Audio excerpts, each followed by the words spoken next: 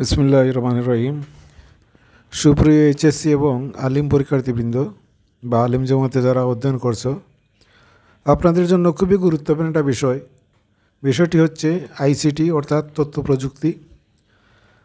প্রযুক্তির আমি প্রথম অধ্যায়ের টোটাল 60টা প্রশ্ন আপনাদের সামনে উপস্থাপন করেছি। আজকে আমি দ্বিতীয় অধ্যায় থেকে টোটাল 14-15টা প্রশ্ন সম্ভবত রয়েছে।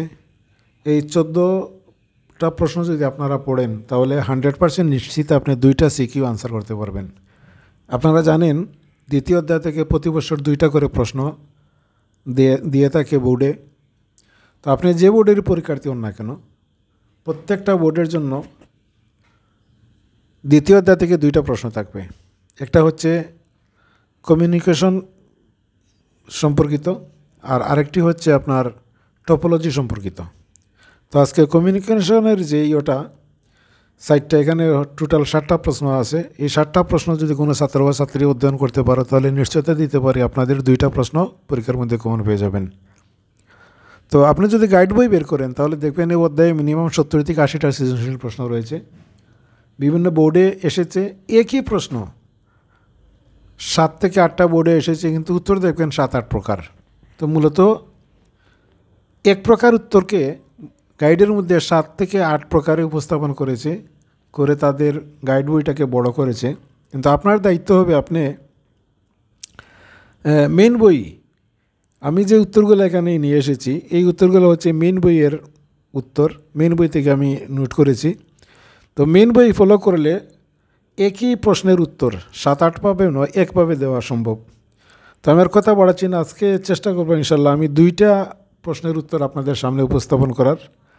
তো প্রথম প্রশ্নটি হচ্ছে, ল্যাপটপ অথবা মোবাইলে ছবি স্থানান্তরের ক্ষেত্রে যে ধরনের নেটওয়ার্ক ব্যবহার করা হয় তা ব্যাখ্যা করো। অর্থাৎ এটা মূলত ব্লুটুথ সম্পর্কিত প্রশ্ন।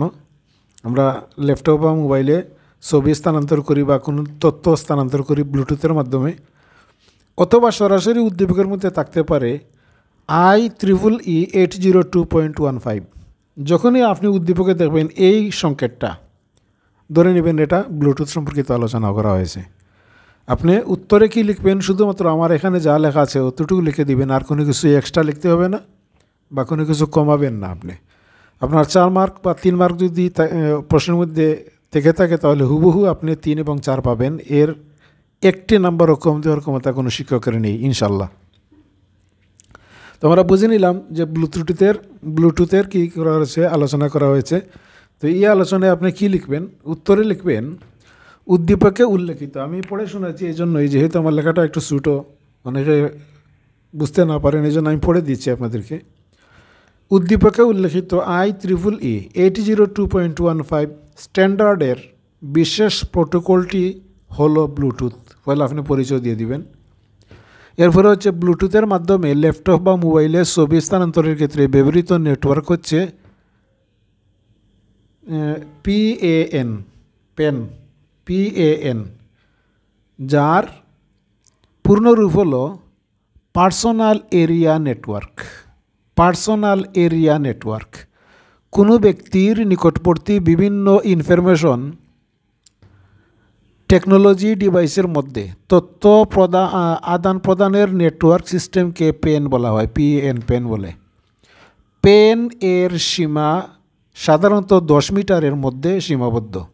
ল্যাপটপ, PDA, বহনযোগ্য প্রিন্টার, তারপরে মোবাইল ইত্যাদি পেনে ব্যবহৃত ইনফরমেশন টেকনোলজি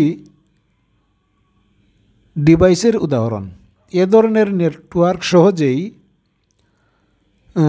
যে কোনো জায়গায় তৈরি করা যায়, খরচ তুলনামূলক কম, দ্রুত তথ্য আদান প্রদান করা যায় এবং নয়েজ দ্বারা প্রভাবিত হয় না। উদ্দীপকে আপনি যে ঘটনাটা, সেই ঘটনা শুধুমাত্র এটার নাম লিখবেন, মানে ব্লুটুথ বা IEEE 802.15 উপস্থাপিত হয়েছে, সুন্দরভাবে ফুটে উঠেছে, এইভাবে আপনি ফিনিশিং দিয়ে দিবেন, শেষ। 2 নম্বর প্রশ্নটি হচ্ছে IEEE 802.11, আগে ছিল 1.15, এখানে হবে 11 এই পদ্ধতি ব্যবহারের যুক্তিকতা ব্যাখ্যা করো। মানে এই পদ্ধতিটা মূলত কি ওয়াইফাই, এই ওয়াইফাইয়ের ব্যবহারের যে যুক্তিকতা এই যুক্তিকতা আলোচনা করার জন্য আপনাকে বলা হতে পারে। তো আপনি যখনই দেখবেন এই কোডটা ব্যবহার করেছে উদ্দীপকের মধ্যে, আপনি ধরে নেবেন এখানে উদ্দীপকে ওয়াইফাইয়ের আলোচনা করা হয়েছে। তো ওয়াইফাইয়ের আলোচনার ক্ষেত্রে আপনি উত্তরে কি লিখবেন? আমি এখানে যা লিখে দিয়েছি এর বাইরে কোনো কিছু লিখতে হবে না, আর এতটুকু থেকে আপনারা ক্ষমা পাবেনও না। যদি পুরনো নম্বর পেতে হয় তাহলে যা লিখে দিয়েছি সবগুলো আপনারা লেখার চেষ্টা করবেন। তো ওয়াইফাই সম্পর্কিত যে কোনো প্রশ্নের উত্তরের ক্ষেত্রে আপনি কি লিখবেন? কম্পিউটার বা ডিজিটাল বৈদ্যুতিক যন্ত্রপাতিগুলোকে তারবিহীন উপায়ে ইন্টারনেটে সংযুক্ত করার প্রযুক্তিটি হলো ওয়াইফাই, দাঁড়িয়ে দিয়ে দিবেন। এটি জনপ্রিয় একটি ওয়্যারলেস নেটওয়ার্কিং প্রযুক্তি যেটি তারবিহীন উচ্চগতির ইন্টারনেট ও নেটওয়ার্ক সংযোগে বেতার তরঙ্গকে ব্যবহার করে থাকে। এটি একটি ওয়্যারলেস বা তারবিহীন LAN স্ট্যান্ডার্ড যা প্রযুক্তিভাবে IEEE 802.11 নামে পরিচিত।